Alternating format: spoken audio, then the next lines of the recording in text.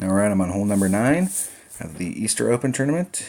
Let's go to hole number 9. Check it out. Now, you can all remember playing this hole when you first started. It's a Tour 3 hole. You first start and you come here, your clubs suck, and you do the layup shot out here because you can't get over.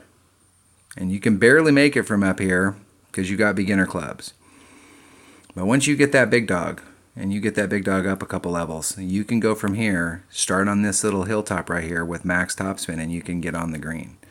You'll find yourself ending up over here a little bit more often than not, but you can easily get on the green. So if you have lesser developed clubs, this overpowered stuff where you're trying to get out here and get into your short iron range, is very risky, because as long as you can make it past here, if you've got fairly good clubs, you can probably still get on. But if you end up anywhere up in here or forward towards the tee box, then you're in big trouble. But I'm going to do, if you really wanted to play it safe on this hole, laying it up there at the top is not a bad idea. So I'm going to switch this bag out. I'm going to go with my backbone. I'm going to go with the Hornet. This club's not going to come into play, but I'm going to switch to a sniper just in case. I'm going to switch these ones out. There's a couple holes here that bringing a machete and bringing a Houdini are not bad ideas. If you're doing backspin shots on some of these holes, you want to make sure that if you're bringing a Guardian because it's a backspin thing, then you want to bring all the clubs in your bag that are backspin. Or if you're getting in those areas, so that, bringing those backspin, sand wedge, and rough irons not a bad deal. I'm going to use a Titan. And this hole over here is really all about hitting perfect because you're using so much power.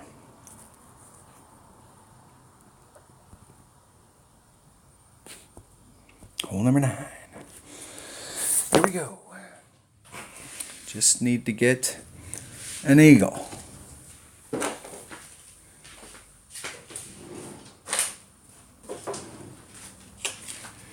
We have an opponent.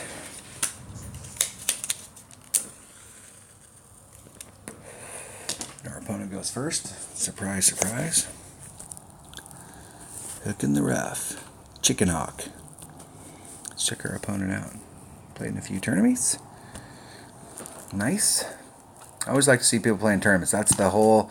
even if it's your second account, I see a lot of people that got 5, 6, 7,000 games and never played in a tournament. The whole fun of this game is playing in these tournaments. Our opponent will be fine from there. He'll be able to easily get on and get around those trees. So I showed this earlier, but I'll show it again here. So I don't actually have to use any overpower at all. I could come out into this area right here, and I'll show you. You can just come out into this area right here.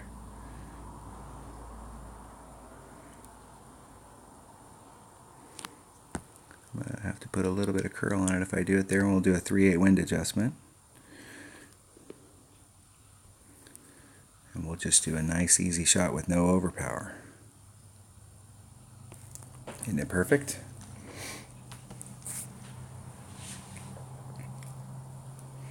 And this will put me in my long iron range.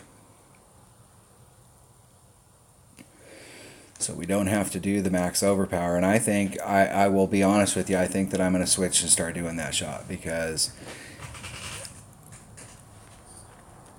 I'm going to have just as much difficulty trying to get an albatross with my backbone as I am with my Hornet. And I do like, and I am pulling way back here now and starting to run it up there, because I tried this with backspin. I was really all excited about it. I hit the shot and I was like, man, I got this dialed in. I'm right on it. And I hit the flagpole and it hit the ground and took a shot. And I'm unlucky that it actually stayed on the green, but I was down that hill, and I don't like that putt.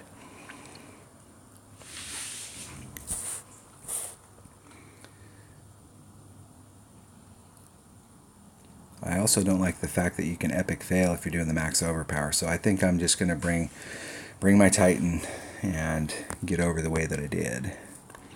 So I'm coming back into this. There's my minimum club right there. And there's my maximum club. So I'm pretty close to min.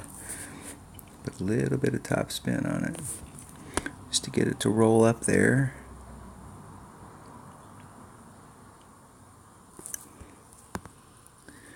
I'm going to do a 3/4 wind adjustment, so it's at minimum club. It's 2.1, so it's about a ring and a half. Let's see if the ball guide's lying, and I think it is. Hitting it perfect. Give myself a look at it. I think it's going to run up a lot farther than it showed. Just a little on the outside. And this putt from over here is dangerous too. Even though it looks like, oh, that's pretty close. That's a dangerous little putt right there.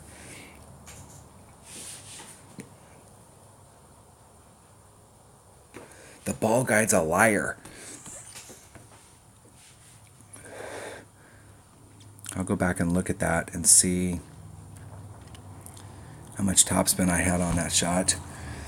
And I might dial that down just a little bit.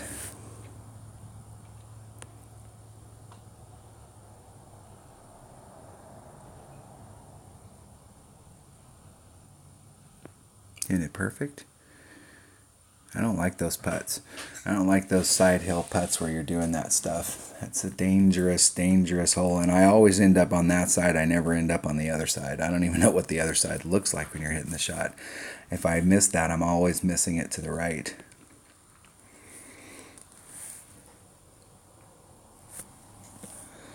All right, we will forfeit. All right, Chicken Hawk was the winner. Good game. All right, that was hole number 9, so we're at the turn.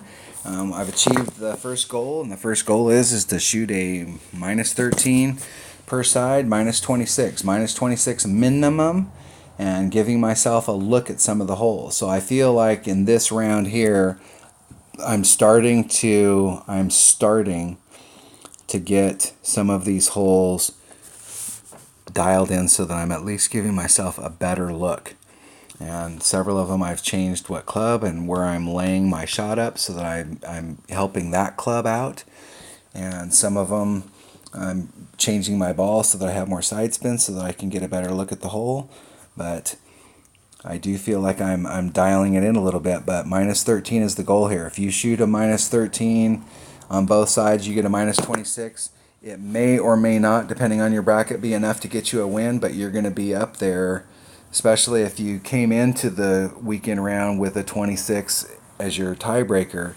You're looking at an easy top 5, and potentially, depending on the bracket, you could be looking at a win. I think that you're probably going to have to hit in most of these brackets. You're going to have to hit a 27 in order to have any shot at the win.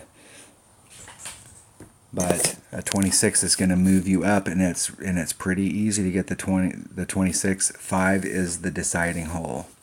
All right, that was hole number 9 of the Easter Open tournament in the opening round of the rookie division. Thanks for watching.